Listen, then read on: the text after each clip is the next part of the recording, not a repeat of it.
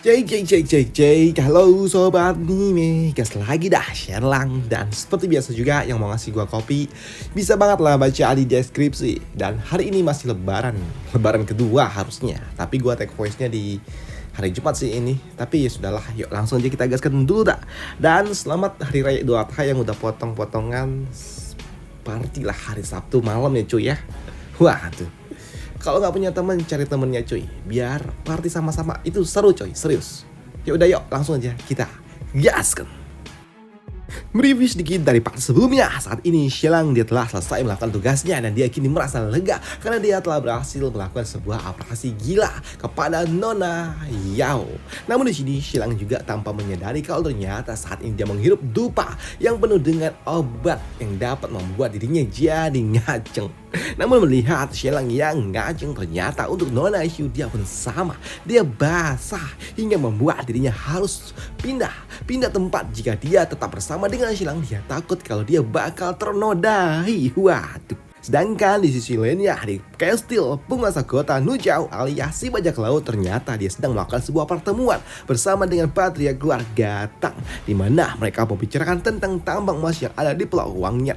Dan di sini patriark keluarga Tang dia pun yakin kalau di Pulau Wangyan terdapat tambang emas, mengingat keluarga Jin bagaimana mungkin mereka bisa menghasilkan 800.000 koin emas dalam waktu yang sangat singkat. Bahkan dia juga mengatakan dia aja yang berasal dari keluarga yang kaya, warga bangsawan aja nggak bisa tuh menghasilkan setengah yang dimiliki oleh keluarga Jin, ujar dari patriark keluarga Tang. Tapi di sini bajak laut ini dia pun berpikir apakah mungkin jangan-jangan keluarga Jin mereka meminjam uang atau jangan-jangan mereka membuat sebuah kesepakatan tersembunyi, ujar dari orang tua ini. Karena yang dia tahu tambang batu emas tentunya akan sangat sulit untuk dapat disembunyikan. Tapi di sini untuk patriark keluarga Tang dia pun mengatakan cukup mengatakan hal-hal yang tidak perlu. Di sini patriark keluarga Tang dia juga mengatakan kalau sejatinya ini mungkin saja baru terungkap karena saat ini keluarga Jin mereka sedang terdesak. Jadi mereka nggak punya pilihan lain selain harus mengeluarkan itu semua. Mengingat semua emas yang telah diberikan oleh keluarga Jin semuanya dalam bentuk cetakan baru, ujar dari patriark keluarga Tang. Tapi di sini untuk si bajak laut dia pun masih saja curiga dengan ini semua dan dia ragu kalau terdapat tambang emas di Pulau Wangyan. Tapi di sini tidak dengan putranya, di mana bajak laut ini dia pun mengatakan mungkin saja ada, karena saat ini keluarga Jin ketika mereka mendapatkan emas itu masih dalam bentuk pecahan baru dan mereka juga telah kehabisan waktu, jadi mereka tidak bisa memoles emas itu dengan benar, ujar dari si tengil ini, di mana dia juga mengatakan mengekstrak 800.000 koin emas dalam waktu yang singkat bukanlah hal yang mudah. Dan dia juga mengatakan kalau emas yang didapatkan oleh keluarga Jin dalam bentuk cetakan yang baru, begitu juga dengan core ataupun emas mentah yang dimiliki oleh keluarga Jin. Mereka membawa emas-emas mentah yang masih belum diolah, ujar dari si tengil ini. Di mana dia juga mengatakan kalau beberapa hari sebelum keluarga Jin membayar hutang mereka, keluarga Jin juga telah konvoi gerobak gandum dan ternyata di dalam pasti ada emas, ujar dari si bajak laut ini. Sini dia juga mengatakan kalau beberapa waktu lalu ketika gerobak-gerobak itu datang, mereka datang dari arah yang lain, tidak dari arah di mana Pulau Wangyan berada. Tapi sini dia pun berpikir kalau sepertinya emas-emas itu sengaja dibawa memutar arah agar orang-orang berpikir kalau emas itu tidak berasal dari Pulau Wangyan, ujar dari si bajak laut itu. Dan hal itu pun juga dibenarkan oleh patriark keluarga Tang, dan dia juga berpikir bagaimana jika saja mereka menyerang Pulau Wangyan di bawah bendera dari bajak laut, ujar dari orang tua ini, di mana dia juga mengatakan kalau kaisar tidak akan mungkin dapat menghentikan mereka, dan jika saja kaisar menentang maka aku akan melakukan sebuah negosiasi dengan putra mahkota dengan cara berikan sebagian emas itu kepada putra mahkota, ujar dari patriark keluarga Tang. Mendengar hal itu membuat si bajak laut ini dia pun bertanya berapa persen yang akan diberikan kepada putra mahkota. Dan di sini untuk patriark keluarga Tang dia pun mengatakan kalau seperempatnya akan diberikan kepada putra mahkota. Dengan begitu maka kaisar tidak akan mungkin mengganggu mereka, ujar dari patriark keluarga Tang. Di mana Patriark keluarga Tang dia juga sangat yakin kalau di Pulau Wangian terdapat emas karena sebelumnya keluarga Jin mereka telah merekrut pasukan baru di mana mereka memiliki 5.000 pasukan baru dan juga ditambah 3.000 pasukan yang telah disewa oleh keluarga Jin di mana mereka juga memiliki sebuah perlengkapan penuh yang artinya pasti ada sesuatu. Ujar Patriark keluarga Tang. Mendengar kalau Patriark keluarga Tang ingin menyerang Pulau Wangian dan juga menguasainya, membuat si bajak laut ini dia pun bertanya berapa jumlah pasukan yang mereka butuhkan. Nah di sini untuk Patriark keluarga Tang dia juga mengatakan kalau sejatinya saat ini keluarga Jin mereka memiliki 4.000 pasukan khusus menjaga Pulau Wangian yang artinya mereka membutuhkan beberapa kali lipat lebih banyak untuk dapat menaklukkan Pulau Wangian. Sekitar berapa puluh ribu pasukan, 3 hingga 4 kali lipat lebih banyak untuk dapat memastikan kemenangan kita. Ujar dari orang tua itu yang membuat bajak laut ini dia pun tahu kalau itu semua menjelaskan kenapa keluarga Jin mereka membeli gandum dalam jumlah yang cukup banyak karena mereka harus memberikan makan para pasukan dalam jumlah yang sangat banyak. Ujar dari bajak laut itu dan hal itu pun juga dibenarkan oleh Patriark keluarga Tang. Dan itu membuat di sini si bajak laut dia juga tahu jika mereka harus menaklukkan Pulau Wangian yang terdiri dari 4.000 pasukan. Artinya mereka harus membawa sekitar 20.000 pasukan untuk dapat menaklukkan Pulau Wangian. Ujar dari Raja Bajak Laut dan hal itu pun dibenarkan oleh Patriark keluarga Tang. Di mana Patriark keluarga Tang dia juga mengatakan kalau dia akan mengirimkan pasukan pribadinya sebanyak 3.000 pasukan. Dan sebagai biaya kompensasi maka dia akan menerima 15% dari hasil Pulau Wangian. Ujar dari Patriark keluarga Tang yang membuat bajak laut ini dia pun berpikir kalau itu terlalu banyak. Ujar dari orang tua itu. Tapi di sini Patriark keluarga Tang dia pun mengatakan untuk negosiasi semua hasilnya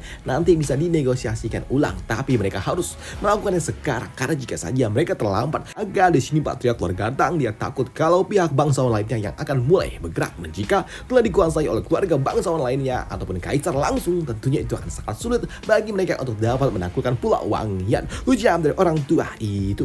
Tapi di sini untuk Raja Bajak Laut dia pun berpikir jika saja menggerakkan 20.000 pasukan tentunya itu biayanya sangat amat mahal. Dan jika itu benar ada emas maka semua akan baik-baik saja. Tapi jika saja tidak ada emas di sana lantas itu akan sangat amat menyulitkan. Dan dia juga takut kalau saja ternyata ini semua adalah rencana dari Shen Lang. Jawab dari orang tua ini. Dan sebelum melakukannya dia juga meminta kepada Patriark keluarga Tang untuk mengirimkan mata-mata dulu untuk memastikan apakah benar ada tambang emas di tempat itu. Tapi di sini Patriark keluarga Tang dia pun mengatakan kalau sejatinya dia udah mengirim 20 hingga ya beberapa puluh lah orang untuk dapat menyelidiki tempat itu. Tapi sayangnya tidak ada satupun yang kembali. Ujar dari orang tua ini. Tapi mendengar kalau ternyata sulit untuk dapat mengintip apa yang ada di Pulau Wangian, membuat si Tengil ini dia pun pasang badan di mana dia mengatakan kalau dialah yang akan pergi ke tempat itu karena dia tahu kalau keluarga Jin tidak berani menyentuh dirinya. Di mana dia juga mengatakan kalau dia telah beberapa kali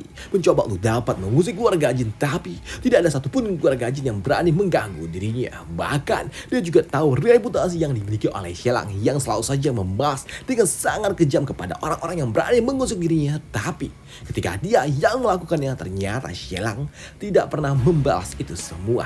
Bahkan semua kegiatan yang telah dia lakukan kepada Shelang secara langsung mengganggu Mulan, merusak dan juga menebarkan teror serta mencoba untuk membuat kekacauan di wilayah milik keluarga Jin. Tapi tidak ada satupun Shelang berani melakukannya. Bahkan ketika aku mencoba untuk menghancurkan bendungan, dia tidak mengusik diriku. Dia hanya menyingkirkan Patriark keluarga Azu tapi tidak berani mengusikku. Yang artinya Shelang dia tidak berani dengan diriku. Ujar dari bajak laut itu yang membuat orang tua ini dia pun tersenyum.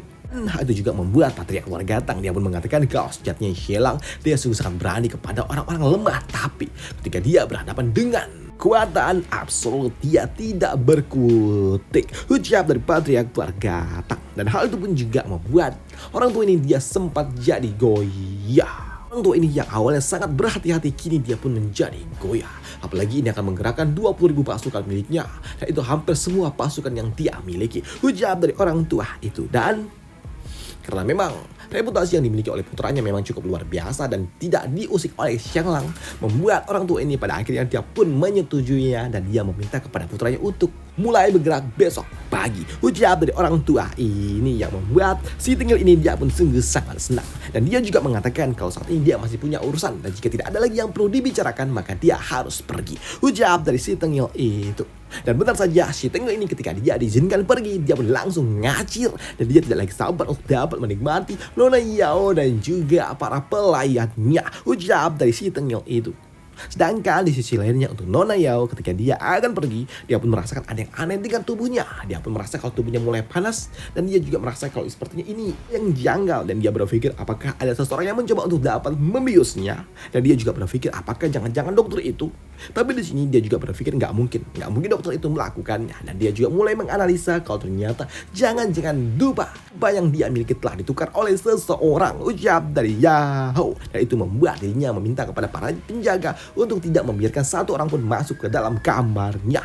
Karena saat ini ada 2 orang di dalam kamar miliknya. Dan dia meminta kepada para penjaga siapapun yang berani masuk, maka dia akan mendapatkan hukuman yang sangat-sangat perih. Pun di sini Nona Yao dia juga tahu kalau dia harus segera pergi. Tapi dia juga merasakan kalau tubuhnya ini terlalu bergejolak hingga membuat dirinya harus menggores sedikit agar dia kembali mendapat mengendalikan tubuhnya.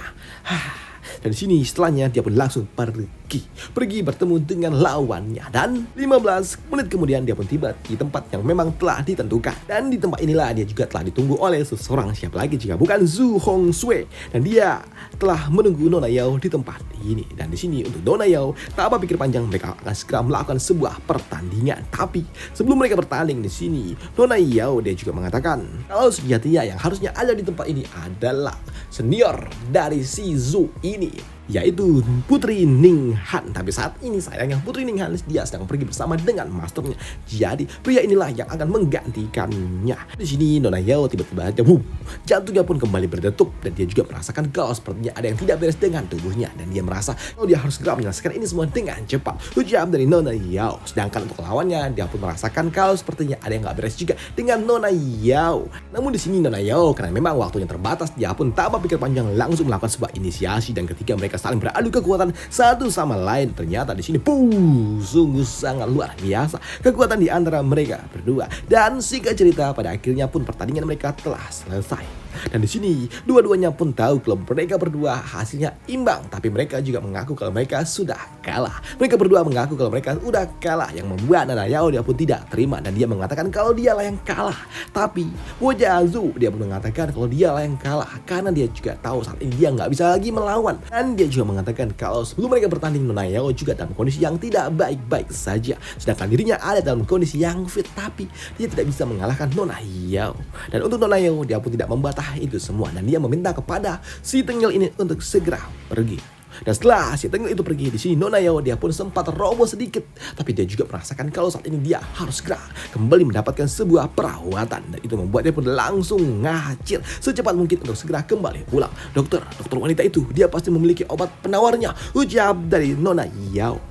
Sedangkan di sisi lainnya di kamar itu saat ini Shen Lang dia nggak bisa lagi menahan diri karena saat ini Tony kecilnya bergejolak terus dan dia juga tahu kalau dia perlahan-lahan kesadarannya juga mulai goyah. Dan ternyata hal itu juga berlaku kepada Nona Shu, dan ternyata Nona Shu ada di balik tembok ini. Dan di sini Nona Shu dia meminta kepada Shilang untuk mematikan dupa itu, tapi di sini untuk Shilang dia juga mengatakan kalau dia nggak bisa bergerak. Begitu juga dengan Nona Shu, di mana Nona Shu dia pun mengatakan bisa aja dia gerak, tapi dia takut jika dia nanti bertemu dengan Shilang, melihat Shilang secara langsung, dia takut kalau dia nggak bisa menahan diri dan terjadilah hal-hal yang enak-enak. Nah, itu membuatnya pun takut, dia nggak mau dinodai oleh Shen Lang. Dan untuk Shen Lang sendiri saat ini dia mencoba untuk dapat mematikan dupa, tapi nggak bisa, hingga membuat dirinya pun tanpa sadar kini ya udah gedublak dah, pingsan dah.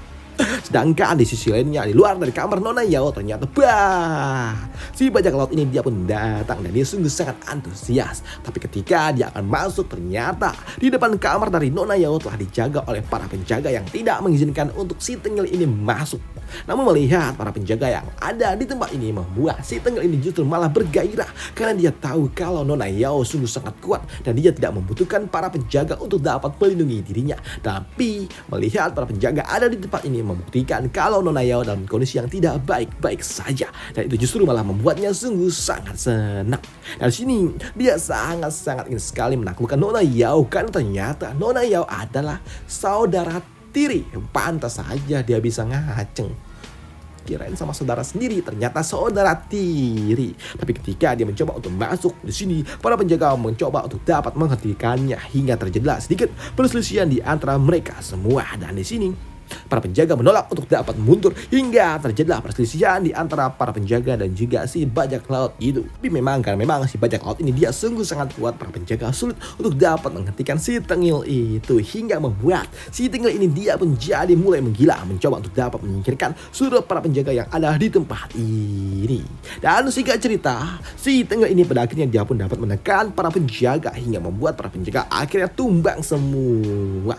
Tapi ketika si Tengil ini akan menyelesaikan tugasnya, ternyata tiba-tiba aja ada sebuah koin emas yang melayang yang menghentikan gerakan dari si Tengil itu. Dan ternyata yang melakukannya adalah Nona Yao.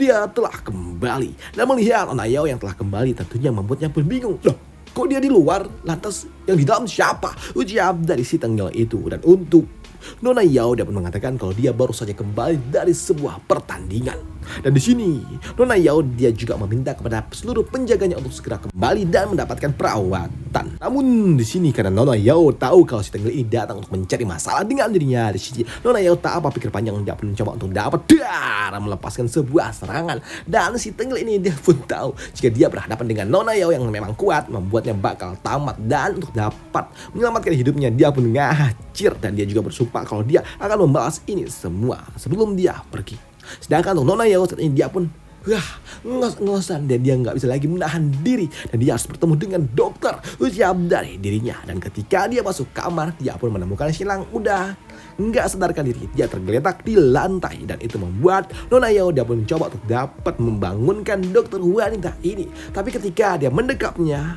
dia pun menyadari kalau ternyata ada yang nonjol, dan itu adalah si Tony kecil.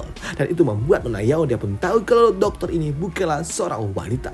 Dia bukan wanita, ujar dari Nona Yao. Tapi di sini karena memang dupa ini sungguh sangat kuat pengaruhnya, apalagi kondisi Nona Yao dalam kondisi yang memang nggak prima, membuat dirinya nggak bisa menahan diri dan langsung aja dikokop tuh Xianlang, dikokop. Dan di sini Nona Yao juga nggak bisa lagi menahan diri, dan dia melepaskan apa yang ada bersama dengan dirinya dan mulai mendekat Xianlang. Dan dia juga mulai menggerakkan bagian itunya yang membuat kini malam pun jadi bergejolak. Dan ternyata apa yang dilakukan oleh Nona Yao dan juga Xianlang yang udah kehilangan segelnya, wah, ternyata diketahui oleh Kapten Penjaga. Di sini Kapten Penjaga awalnya dia ingin melapor kalau dia telah mendapatkan perawatan, tapi ternyata tanpa sadar dia pun menyaksikan permainan liar yang diberikan oleh Nona Yao yang asik aja berputar-putar di atas Xianlang, hingga membuat Kapten Penjaga dia pun meminta kepada seluruh pasukan miliknya untuk segera berlatih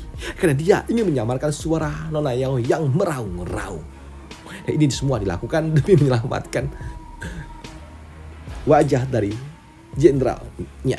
Dan apa yang akan terjadi selanjutnya? Apakah Xianlang akan menikmatinya juga? Tentunya iya, enak pasti.